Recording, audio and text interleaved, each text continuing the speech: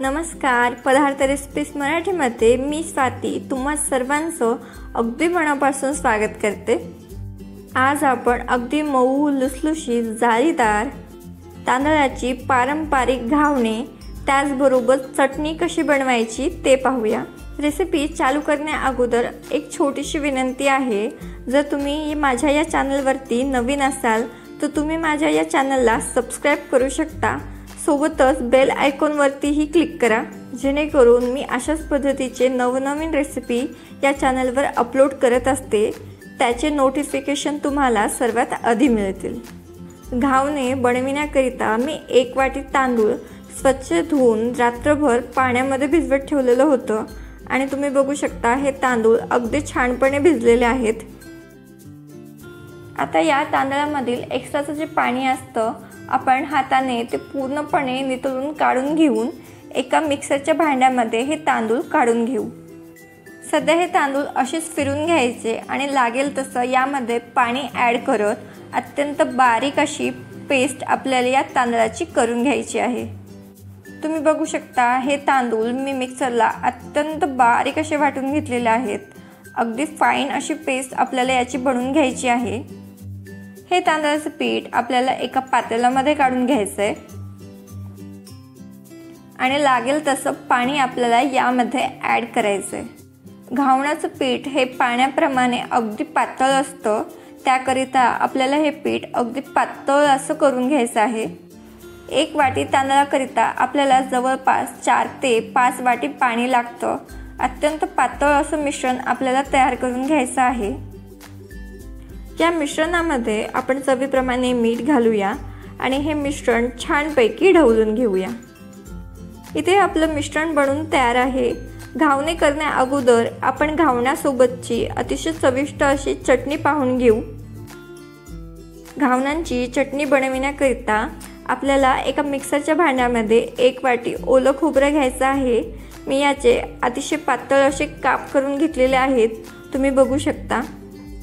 यात आपण 2 ते 3 लसणाच्या पाकळ्या घालू, त्याचबरोबर 1 पाव इंच आल्याचा तुकडा, 1 हिरवी मिरची, तिखट तुम्ही आवडीप्रमाणे कमी जास्त करू शकता आणि थोडीशी स्वच्छ धुतलेली कोथिंबीर।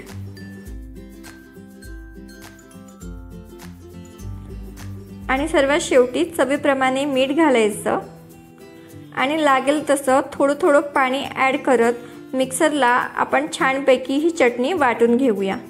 घावण्यांची चटणी ही थोडीशी घट्टच असते, म्हणून मी याला थोडंसं घट्टसरच ठेवलेलं आहे। अगदी बारीक असं मी याला वाटून घेतलेलं आहे।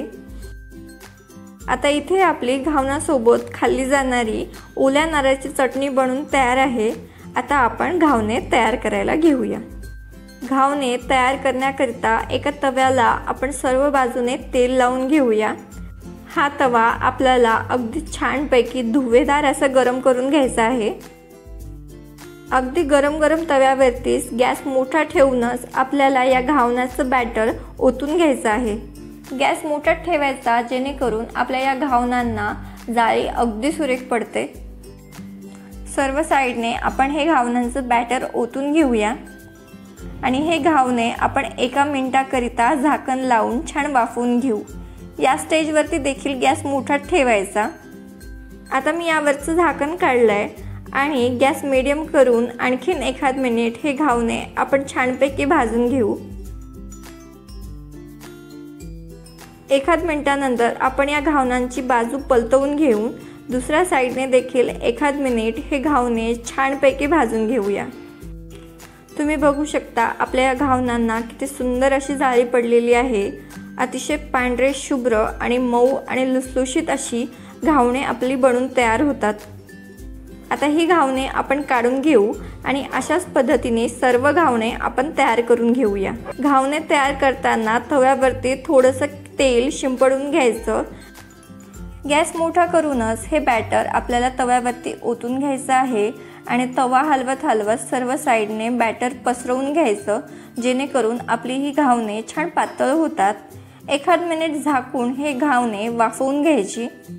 ही घावणे तव्याला अजिबात चिटकत नाही, याची बाजू पलटवून दुसऱ्या साईडने देखील आपण ही घावणे छानपैकी वाफवून घेऊया।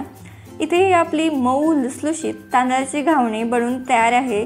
अतिशय सुंदर याला जाळी पडते। आता इथे ही आपली कोकणामध्ये अगदी घरोघरी केली जाणारी मऊ लुसलुशीत तांदळाची अगदी पारंपरिक घावणे बनवून तयार आहे। तुम्हाला एक ओपन करून दाखवते, तुम्ही बघू शकता अगदी पातळ अशी घावणे आपली बनवून तयार होतात। जाळी तर अगदी सुंदर पडते। चटणी बरोबर ते ही घावणे अगदी अप्रतिम लागतात। तर ही रेसिपी तुम्ही एकदा नक्कीच ट्राय करून बघा आणि तुमच्या प्रतिक्रिया आम्हाला कळवा। व्हिडिओ आवडला असेल तर लाईक करा, कमेंट करा, तुमच्या फ्रेंड्स आणि फॅमिलीसोबत शेअर करा आणि हो, चॅनलवर नवीन असाल तर पदार्थ रेसिपीज मराठीला सबस्क्राईब करायला विसरू नका।